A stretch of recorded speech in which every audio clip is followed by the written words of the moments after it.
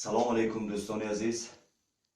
امروز ما در خانه نشسته سرودهای نو تازه ایجاد نموده ایستادیم و امروز سرودی که ما همراه دوستان آماده نمودیم وطن بر یاد می آید.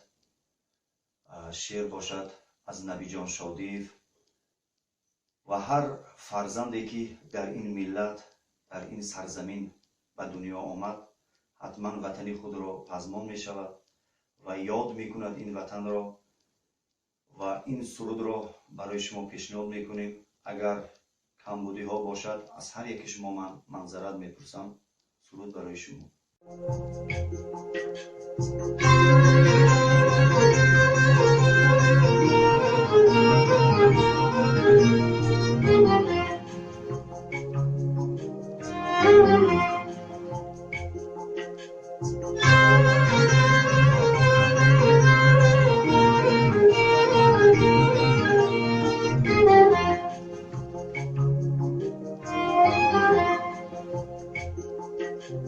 جدا از خاک و از سنگش زی دریای خوش آهنگش دور از گلهای خوش رنگش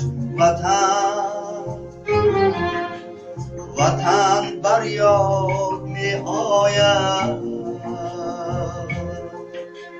دور از آب و دور از نانش جدا از کلچه خانش چو یک فرزندی پزمانش وطن بر یاد می آید.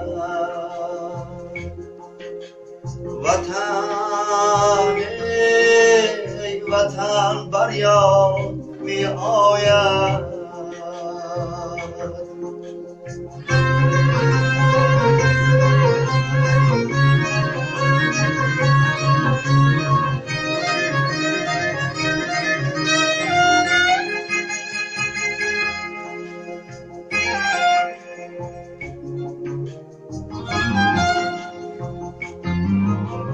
دمی با حسرتی بسیار نشینم با دو چشمی چار نخوابم گر شبانی تا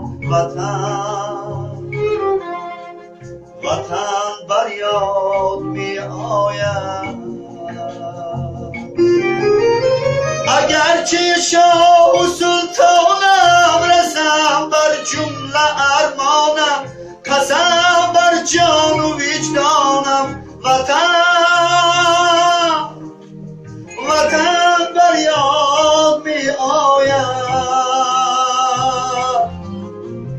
وطن این مادری جانم وطن این بختی خندانم فدای تاجیکستانم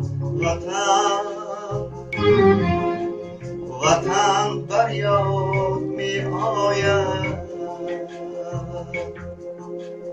وطن این مادری جانم وطن این بختی خندانم فدای تاجیکستانم وطن بر یاد می آید.